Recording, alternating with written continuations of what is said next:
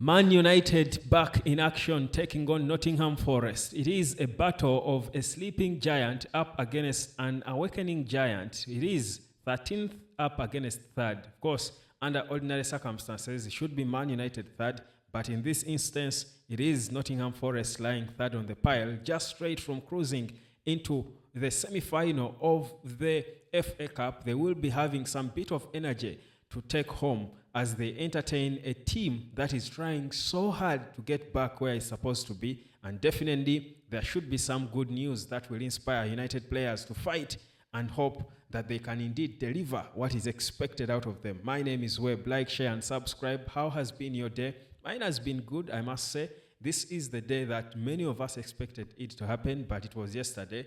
But still, I think we're a bit in the mood for celebration, and indeed we celebrated. But the bigger celebrations will come after that game tomorrow when we take on Nottingham Forest. Honestly, they look inspired. They must be inspired. But looking at Ruben Amorim speaking in the pre-match press conference, he was definitely inspired himself by what he saw in training from his players. First of all, we're hoping that so many players would return, but unfortunately, most of them will not be ready for the game against Nottingham Forest, whereas the likes of Aiden Heaven, Luke Shaw, Kobe Maino are all progressing well and back, training with the team. According to Amorim speaking in the pre-match press conference, none of them is really ready to play against Nottingham Forest, but that should not be an issue. Remember, Patrick Dogu is in after serving his 3-match ban.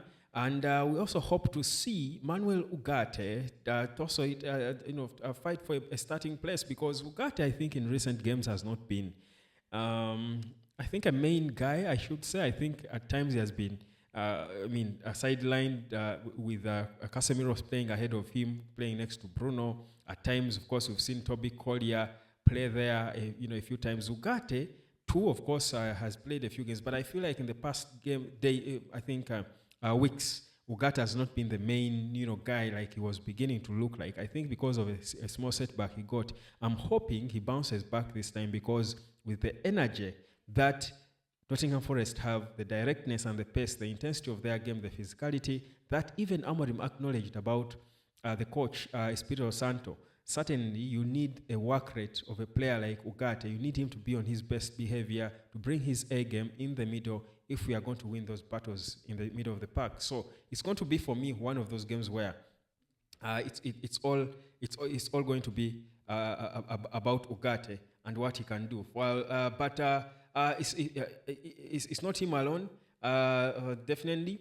Of course, the entire team has got to step up. Patrick Dogu definitely has got to hope that he comes now looking inspired and better and more confident and comfortable playing on the left, swinging them crosses. On the right, expecting Diogo Dalot. I wonder why Diogo Dalot is never rested. And I do know that he has got this work rate that is admirable for any manager. But I think at times you go to rest him to see if he can come back fresh and do better things, after some bit of rest. But for Diogo Dalot, guy is always playing game in and game out, and he seems to be consistent. He seems to be consistent. So for me, it's a bit of a worry. But it's very, very interesting. What Man United can give, and it's going to be an exciting game. Like I've been saying, I think it's something distracted me for a second here, but here.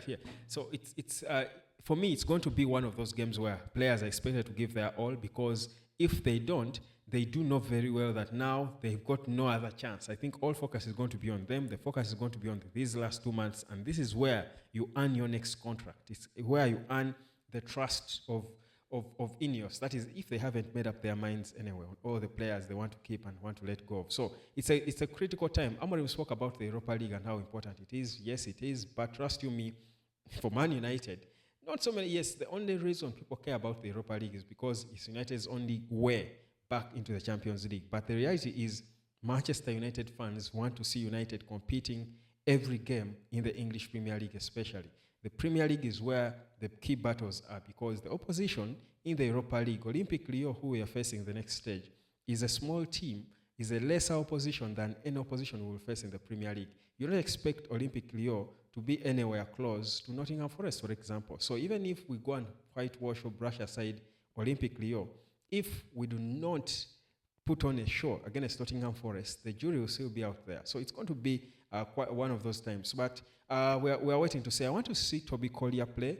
I think Toby Collier has been one of those of course, he's young, he's a kid, he has got all the time to grow. He's being, introduced into the starting 11. He's being, mentored into a proper bowler. But I feel like he seemed to have picked the rhythm. Then he got a bit of a setback, the injury. But now that he's beginning to get back in the team and available, if he's 100% fit, my view is he needs to get more playing time. My view is this boy needs to get more playing time. First of all, he will be a very important player for Man United because of his versatility. He can play as a right back. Eric Ten Hag played him on the left back side before when he was struggling with defenders, with the injuries. He can play in the middle, which is home to him. I feel he's a good passer, a long passer. I feel like there is a player in Toby Collier that we have not really embraced enough. I think people have not really given attention to Toby Collier, but I feel like he has attributes to become the surprise package in terms of his mentality. You look at him and everything around him, and you feel this is a proper bowler. He brings on renewed energy when he comes off the bench. Opposition is tired, makes them run more. You love to see it, and I love to see more of him. He's one of those players I'm excited to watch. Of course, for Chido Obi, having played with the reserve the junior teams, the junior age teams, certainly he will not be playing in this one. But I think that again is confidence for Rasmus Højlund, because if you don't have this youngster coming there to try and take away your place, you're confident. And I mean, football and striking especially is all about confidence. So it should be an exciting game. Joshua Zirkzee has, of course, as well been, doing well, game in and game out, looking improved. You want to see how more he has improved, because this period, the time United has had, must change something. It must show us something, certain clear improvements about these players, and that's what I expect to see in this team. It is going to be a very, very interesting and critical time for Manchester United. Well, let's hope it will be a beautiful result. Tomorrow morning, I will be giving you my probable starting 11. I was waiting to listen to Amorim and what he said, read his mind. We know who is there and who isn't. We want to know who could be in the starting 11. Tomorrow morning, trust you me, I'll be dropping it for you. For now, that's it. Wait along, of course, for my prediction as well. My name is Webb. This is the United of Sport. Like, share, and subscribe. And let me catch you later, fam. Peace, love, and harmony.